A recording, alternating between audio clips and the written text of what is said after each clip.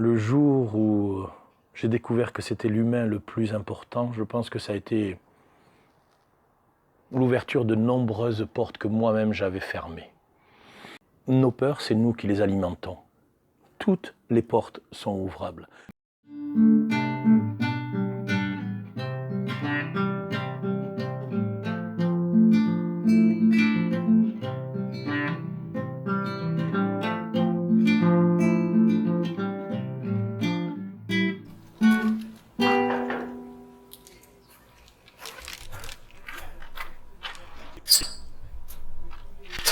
Hey, salut Bénédicte. Si tu veux rentrer, il faut le mot de passe, chocolatine. Yeah, tu les as. Allez, viens, on y va.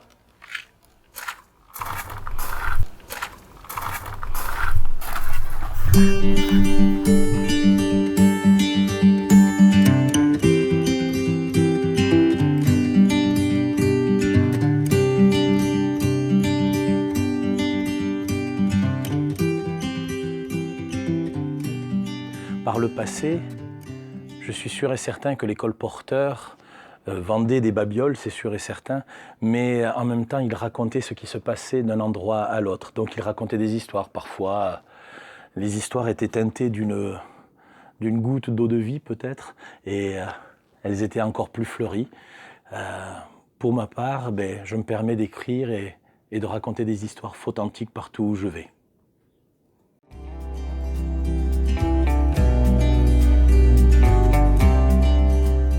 À la base, j'étais rugbyman.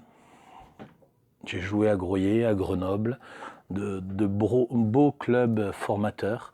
Et le rugby, c'était, je ne sais pas maintenant parce que j'y suis plus dedans, mais je présume que ça le reste encore, c'était une famille. C'est des gens qui étaient prêts à s'entraider, qui se soutenaient. C'était quelque chose de fabuleux, fabuleux. Et à l'époque, là aussi, j'ai eu l'opportunité d'avancer petit à petit dans le rugby. C'était chose fabuleuse. Et j'aurais pu peut-être continuer dans le rugby. J'ai refusé. Je pense aux grandes dames de quelques-uns de mon entourage. J'ai refusé parce que tout était fait. C'est-à-dire qu'avec le rugby, on peut te trouver un boulot. Avec le rugby, on te trouve une maison. Avec le rugby, on va te trouver une voiture. Avec le rugby, en fait, c'était fabuleux pour ça. C'était fabuleux. Quelque part, tu étais dans une famille et on allait te soutenir jusqu'au bout. Mais jusqu'au bout, c'est-à-dire que ta vie était déjà tracée. Je crois que la seule personne qui a pu percevoir ce tracas dans ma tête, c'était ma grand-mère à l'époque, qui m'a aidé à m'envoler. Qui m'a aidé à m'envoler financièrement et qui m'a dit il faut que tu ailles voir ailleurs. Je refusais que ma vie soit déjà écrite. C'est sûr et certain que ça aurait été un soulagement pour tout le monde et pour moi. Parce que ma vie serait tranquille, j'aurais ce qu'il faut, j'aurais sûrement tous les standards d'une vie. Mais à cet âge-là, je ne la voulais pas. Je la voulais pas, je voulais savoir ce qu'il y avait dehors, ce qu'il y avait derrière l'horizon, ce qu'il y avait... qu'est-ce qu'il y a juste après? Je suis parti sur l'île de la Réunion, où là j'ai eu l'opportunité de commencer comme libraire. Alors, libraire, c'est pas un métier où tu lis en continu, c'est pas ça le métier de libraire. Le métier de libraire, il faut savoir porter des cartons, ranger des livres, comprendre l'importance d'un rangement. Enfin, je ne vais pas refaire ce métier-là, mais une optique de vouloir toujours faire mieux, parce que j'avais un PDG qui me demandait de faire mieux, et donc je demandais à mes équipes de faire mieux, tout en essayant d'être humain, de rester humain, mais avec les faiblesses de mon âge. Je ne savais pas si bien manager, j'apprenais tout sur le tas, mais c'était intéressant de voir ce que ça pouvait faire, et de demander beaucoup aux autres et de vouloir encore plus à soi-même, savoir quelles étaient mes limites et en demandant aux autres. Et donc c'est vrai que j'ai évolué dans le livre, on va dire dès le premier jour, dès mon premier métier quelque part. Après, il y a eu des changements de direction dans mon métier, dans le sens où d'autres grandes personnes sont venues au-dessus de moi Et je ne pouvais pas continuer à travailler comme ceci, alors je l'ai mal pris. Mais c'est à ce moment-là qu'il y a eu ce déclic. C'est-à-dire que j'ai compris qu'en fait, ce qui comptait le plus pour moi, c'était ce côté humain. Donc je dirais que ça a été un grand mal pour un vrai tremplin. Je ne sais pas, il y avait quelque chose qui me disait que c'était peut-être le moment, l'opportunité de dire installe-toi, pose-toi et qu'est-ce qui est important dans ta vie ? Qu'est-ce qui est important ? Alors, on en a parlé longuement avec Valérie parce que ça voulait dire que si on partait tous les deux. Donc on n'avait plus rien, plus de boulot. On avait 2 filles avec nous qui étaient en bas âge. Donc là, si on partait, c'était impossible aux yeux de tout le monde. Mais nous, on y a cru. On y a cru ce jour-là. On s'est dit, ben ouais, on va faire autre chose. On change tout. C'était bien, mais on change tout. Allez, on tourne la page. Changeons, bougeons. Bougeons, sinon on va se scléroser, on va rester là et on va pourrir sur pied. Et on n'a pas voulu, on est parti sur la métropole en se disant, qu'allons-nous faire ?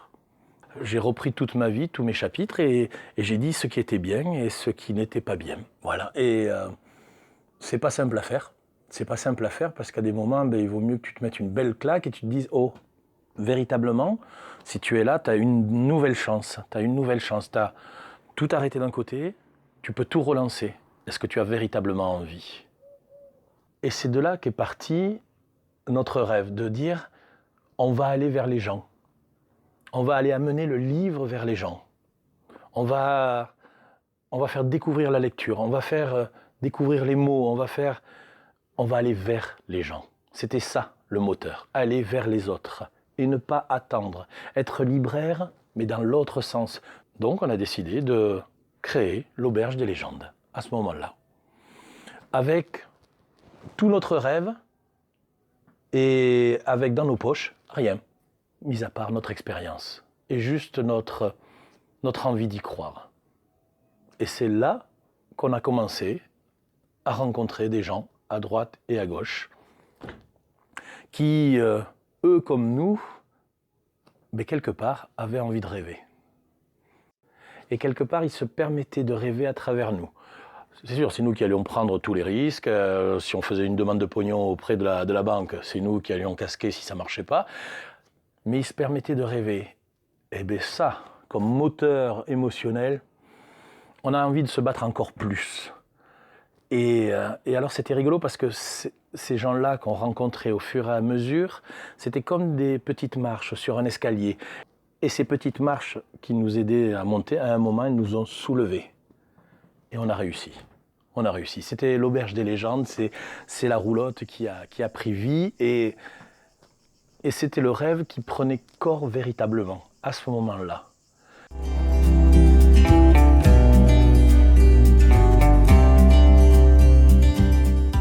Alors je dirais que le colporteur, peut-être qu'il vit depuis bien plus longtemps que je ne le crois. J'ai commencé, dès le premier jour, à me dire, lorsque je rentrerai dans la roulotte, je serai costumé. Alors j'étais mousquetaire, j'étais dragon, j'étais kangourou, j'ai été chevalier, j'ai été fou du roi, enfin j'ai eu plusieurs personnages, afin que chaque personne qui rentrait ne venait pas voir un libraire lorsque j'étais dans la roulotte, mais qu'ensemble on commence à se dire, mais qu'est-ce que c'est ? Qui suis-je d'après vous ? Et puis il y en a certains qui disaient, mais vous êtes d'Artagnan. Non, d'Artagnan avait pris un petit peu de poids, donc Porthos si vous voulez, mais pas d'Artagnan. Donc voilà, ça y est, les gens commençaient à rêver. Un jour, le colporteur commence à faire toc-toc. Il a fait toc-toc à travers les gens. C'est-à-dire que je racontais de plus en plus d'histoires dans la roulotte et je vendais de moins en moins de livres. Donc j'avais de plus en plus de risques financiers. Ça avait très bien marché pendant une époque et puis j'étais en train de me casser la figure de plus en plus. Le monde du livre évoluait, le monde du livre change, Internet est présent, mais plein d'autres choses. Et je ne tenais pas le coup, j'étais trop petit, c'était trop difficile. Et plus je m'enfonçais, plus je racontais d'histoires pour m'imaginer, pour rêver d'autre chose. Et plus je rêvais avec les gens, plus ils venaient me voir pour parler, pour discuter, pour échanger, pour dire eux leur façon de voir. Plus les gens me disaient, tu sais, tu devrais raconter des histoires, tu devrais écrire, tu devrais... J'entendais ce qu'ils disaient, mais je ne les écoutais pas.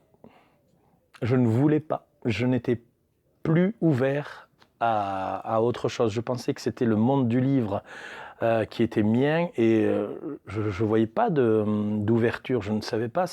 Ça allait bien comme ça, sauf que je me cachais les yeux sur l'aspect financier puisque je ne voulais plus le voir. Et l'aspect financier a commencé à faire extrêmement mal. Il fallait que je me raisonne, mais je ne l'acceptais pas. Parce que ça voulait dire aussi que là, j'arrêtais le livre. Il me fallait arrêter le livre. Parce que je ne pouvais plus et j'entraînais tout le monde avec moi en plus, toute la famille, tout le monde. Par quoi il fallait que je passe? Et puis, j'ai commencé à fabriquer des petites roulottes. Et de ces petites roulottes, enfin petites entre guillemets, j'ai commencé à écrire des histoires. Et de ces histoires, j'ai senti que d'autres histoires arrivaient. Et j'ai écrit de plus en plus. Ça y est, le colporteur, quelque part, que je n'avais pas encore cité, était en train d'arriver. Je disais que c'était toujours Albert, Salomé, d'autres personnages qui me parlaient, qui venaient, qui étaient moi sans être moi véritablement. Et donc j'ai écrit, j'ai fabriqué des roulottes, et puis le cheminement s'est fait ainsi, petit à petit, jusqu'à ce que ça se détériore de plus en plus, qu'on tienne la barre quand même, mais on la tenait plus véritablement, et j'étais dans le doute total. Qu'est-ce qu'il faut que je fasse? Mais je refusais, je voyais la porte. Cette fois-ci, je la voyais. Elle était là. J'entendais les gens. Ce coup-ci, je les écoutais. J'avais peur d'ouvrir la porte. Et en fait, à partir du jour où j'ai dit non, cette peur, ce n'est que moi qui l'ai créée. À partir du jour où j'ai refusé ceci, de me trouver une excuse, tout est devenu normal. J'ai eu juste à pousser la porte, puisqu'elle était là. En fait, il suffisait juste que je la pousse. On est rentré dans la roulotte, on a retiré tous les livres, et j'ai détruit tout l'intérieur de la roulotte. Pour tout refaire. Pour tout refaire, parce que là, ce n'était plus Patrice qui était à l'intérieur, c'était le colporteur. Donc le colporteur a tout démonté, et il a dit, moi, ma véritable histoire, elle est comme ça. Et là, ensemble, nous avons commencé à façonner comme le colporteur le voyait. Mais le colporteur, c'était tous mes personnages, les uns avec les autres, qui s'étaient mis avec moi. Et donc on a fracassé tout l'intérieur pour dire on refait tout. Mais on refait tout dans un seul optique, c'est le colporteur. Et là, maintenant, tu vas raconter des histoires, tu vas écrire, tu vas te laisser aller, et tu vas montrer aux autres que, en fait, il y a 36 000 chemins, qu'il y a des vents partout qui peuvent nous amener vers d'autres histoires. Libère-toi de la totalité de tes freins, de tes peurs, J'ai toujours des peurs parce que je les alimente moi-même. Mais je le sais maintenant. Maintenant, je le sais. Donc, de temps en temps, lorsque j'ai envie de retirer une peur, je me dis « Oh, t'as pas appris ou quoi ?» Oui, c'est vrai, j'ai appris. Et donc, je ne sais plus véritablement qui est maintenant Patrice ou le colporteur. Ou le colporteur ou Patrice, voilà, c'est ça. Voilà comment le colporteur est arrivé. Il était juste là. Il lui fallait juste le temps de naître. Et que moi, j'accepte de lui laisser la place. Ou de me laisser la place d'être moi-même. Nos peurs, c'est nous qui les alimentons. Toutes les portes sont ouvrables. Bien sûr, il y en a qui diront, tiens, regarde l'aspect financier, etc. C'est vrai. Alors il faut trouver d'autres solutions. Sinon, pourquoi on est là? Pourquoi on est là? Si on n'a pas l'espoir de toujours avancer un petit peu plus pour rayonner, pour apporter aux autres, on n'est pas juste là pour travail, boulot, dodo, enfin je veux dire, c'est pas... On est là pour autre chose. Pourquoi sommes-nous là? J'ai l'impression d'avoir trouvé mon bon chemin.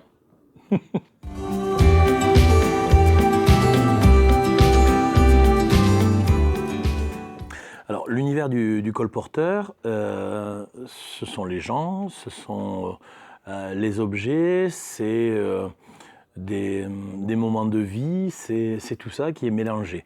Donc, dans la roulotte ou avec la chariote qu'on peut rencontrer, ou alors même avec la balle lorsque je la transporte, il y a des objets à l'intérieur. Ces objets sont la représentation d'un moment de vie, d'une personne. J'aime toucher les objets et sentir leur vibration.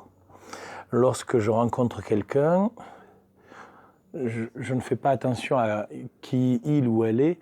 J'essaie de voir si j'arrive à sentir sa vibration, à ressentir quel est ce premier effet que je ressens de la personne. C'est comme si, lorsque je prends un livre ou un objet et que je l'entends me parler, que je me fonds en lui ou que je me fonds en elle et j'arrive à lire certaines choses. J'imagine, c'est sûr et certain. J'imagine, mais pas sûr et certain. Il y a un doute, c'est-à-dire que j'ai l'impression parfois de découvrir ou de connaître des choses sur tel objet ou sur telle personne et d'en raconter l'histoire. Ou dans ma roulotte, lorsque tu y pénètres, je referme toutes les portes pour faire en sorte que vous soyez tous avec moi dans mon cocon et entouré par Charlotte, puisque son prénom c'est Charlotte.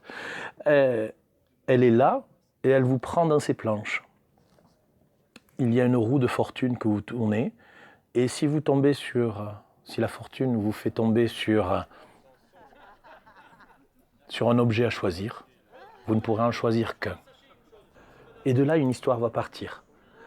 Lorsque je suis dans la roulotte, j'essaye de sensibiliser les gens au livre, parce que pour moi c'est une chose récurrente, le livre, les histoires, notre imaginaire, c'est ce qui nous permet d'imaginer, d'apprendre, de comprendre et de faire notre avenir. Donc chaque fois que tu viens dans la roulotte, des histoires vont se faire. Le fait que ça soit fermé, c'est que ce qui se passe à l'intérieur de la roulotte reste dans la roulotte. C'est pour ça aussi qu'il y a des gens, lorsqu'ils rentrent dans la roulotte, me disent « c'est habité ici ». Je ne saurais pas dire si c'est vrai ou si c'est moins vrai. J'aime à croire qu'en fait, ils ont raison et qu'ils ont cette vibration qu'eux peuvent sentir. Et sentir qu'il y a des gens qui ont laissé des rires, des pleurs ou plus à l'intérieur. Ceux qui poussent la porte de la roulotte, ils ne savent pas à quoi ils s'attendent quand ils vont rentrer. Et après, c'est le rêve. C'est ce que j'espère en tout cas.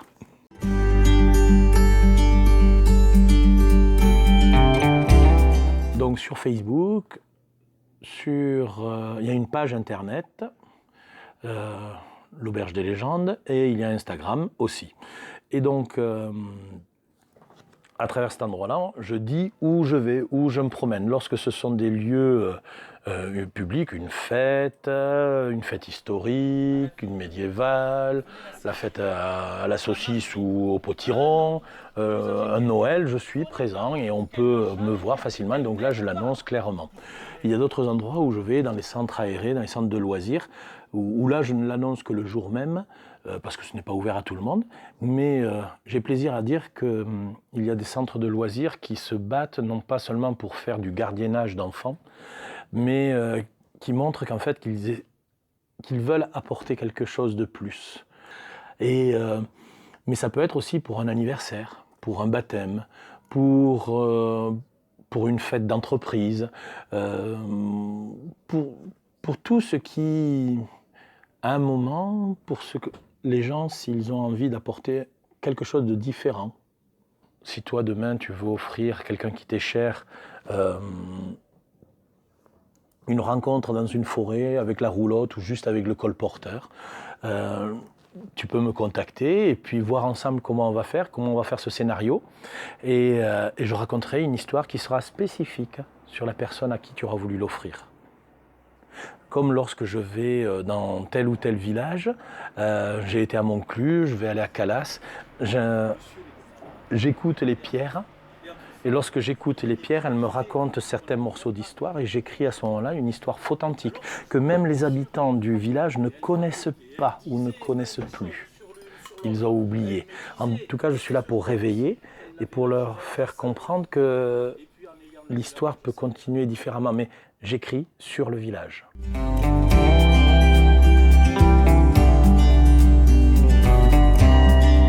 Alors, le livre, c'est le murmure des chemins. C'est l'aboutissement et l'aboutissement du colporteur. C'est-à-dire que j'ai fabriqué des petites roulottes et j'ai écrit des histoires. C'est à travers ce chemin-là que le colporteur a commencé. Puis, j'ai repris ces histoires le jour où j'ai compris qu'en fait, je pouvais garder le livre encore en moi, mais d'une façon différente. J'ai repris ces histoires en les appréciant pour ce qu'elles avaient été sur l'instant et en me disant maintenant je vais les développer. Mais ce sont des instants de vie, que des instants de vie. Comme une photo. On prend juste une photo, on ne sait pas le début, on ne sait pas la fin, mais on a cet instant-là. Et c'est Valérie qui a fait exactement ce qu'elle voulait en illustration à l'intérieur. Et donc elle s'est inspirée, elle a ressenti les choses et elle a peint. Donc chaque œuvre est originale aussi à l'intérieur. On a voulu faire un livre comme ça, et surtout un livre qu'on ne peut avoir qu'à travers notre site. C'est un livre participatif. On a lancé ça sur un site KissKissBankBank, oui c'est ça. Et on voulait que ça soit un livre où tout le monde participe, dans le sens où qu'on nous soutienne, mais pas juste dire tiens je te donne 1 euro, c'est parce que je crois en toi, ou allez parce que tu es un copain je te file 1 euro. Non, en fait c'était un achat de livre, automatiquement. C'était 20 euros pour acheter le livre. Et les gens savaient pertinemment qu'à la fin, soit ils reprenaient leur argent, soit ils avaient un livre. C'était sûr et certain. Mais on voulait que les gens soient acteurs, encore une fois. Sur le site, personne ne pouvait voir véritablement ce qu'on écrivait ou ce qu'on faisait. Faites-nous confiance. Faites-nous confiance. On est véritablement là dans le partage. Faites-nous confiance. Il y a beaucoup de gens qui nous ont fait confiance. Humainement, c'est fabuleux. C'est d'une richesse monstrueuse et ce que dirait une banquière que j'ai eue il y a fort longtemps, qui disait oui, non, c'est bien tout ça, hein, mais c'est pas coté en bourse. Je l'entends. Mais alors, c'est quelque chose que je garderai éternellement en moi. Et une fois que le livre est sorti, quelques mois après, on a eu Philippe Montel, un éditeur de livres audio, Soladar, qui est basé à Montpellier, qui nous a téléphoné, qui m'avait entendu sur quelques vidéos sur Internet. On a discuté pendant une bonne heure et lui, il a dit, moi, j'ai envie, voilà. Il nous a dit, mais réfléchissez bien. Sauf qu'en 1 heure, c'était pris la décision. La relation a été humaine. Cette vibration peut-être, ou quelque chose comme ça. En tout cas, à ce moment-là, on a senti que c'était bon. Lui, il a une petite maison. Nous, on est tout petits de rien du tout. On va le faire ensemble, mais c'est humain ce qu'on va faire. C'est ça qui est important. Le jour où j'ai découvert que c'était l'humain le plus important, je pense que ça a été l'ouverture de nombreuses portes que moi-même j'avais fermées. Là, on l'a enregistré. Le temps que lui se lance tranquillement, ce livre audio, avec Soladar, eh ben, nous, on est déjà en train d'écrire un 2e et un 3e livre. Donc il y aura un 2e livre qui va être beaucoup plus féerique, surnaturel ou des choses comme ceci. Mes histoires sont dans ce sens-là. Il y aura un livre qui sera pour les enfants, spécifiquement. Je dis spécifiquement parce que le premier, parfois, il y a des gens qui ont cru que, comme les illustrations de Valérie sont très colorées, c'est pour les enfants. Là, ce sont des histoires que, dans ce livre, les histoires que les enfants peuvent comprendre. Mais c'est des histoires pour les adultes, pour les grands enfants que nous sommes. Si nous rêvons, nous pouvons le demander aux enfants. Comment leur demander de rêver, d'espérer, d'imaginer demain si nous, on ne l'imagine pas. Alors j'écris pour les grands, que les enfants peuvent comprendre. Alors un jour j'écrirai, je suis en train d'écrire, pour les petits, que pour eux. Que les adultes comprendront eux aussi.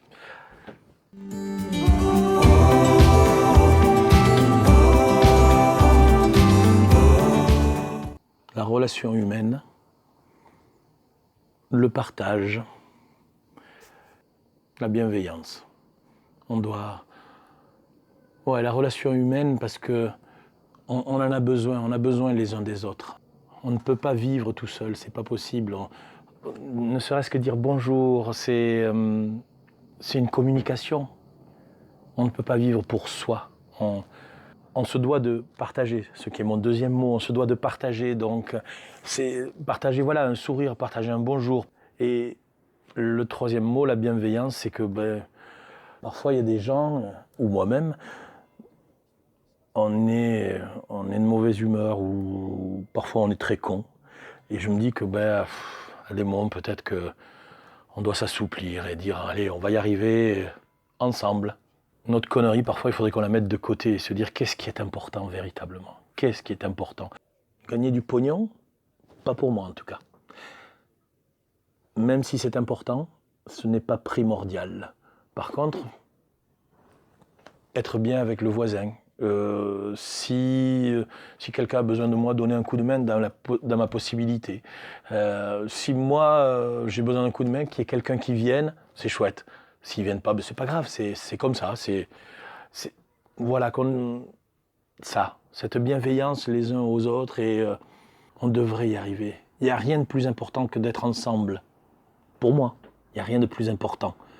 Le dernier jour, quand on sera dans le dernier fauteuil, qu'est-ce qu'on emporte avec nous?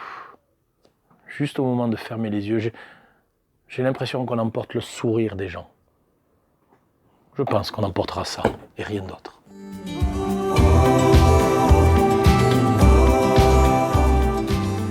Continue à rêver et crois en tes rêves. Ils ne se réaliseront pas tous. C'est comme ça. On ne peut pas tout faire. On ne peut pas tout réaliser. Mais crois en toi. Crois en toi, c'est primordial. Si tu as envie de rêver et qu'on te dit que c'est impossible, c'est pas vrai. C'est pas vrai, rien n'est impossible. Bien sûr, tu auras des limites qui seront à droite et à gauche, mais à ce moment-là, trouve la solution pour passer à côté. Surmonte tes peurs. Tu n'as pas à avoir peur. La peur est vraie. La peur existe parce que nous, on croit qu'elle existe. Crois en tes rêves et tu vas les réaliser. C'est sûr et certain que tu ne les réaliseras pas tout seul. Il y aura toujours quelqu'un qui sera là pour t'aider sans le savoir.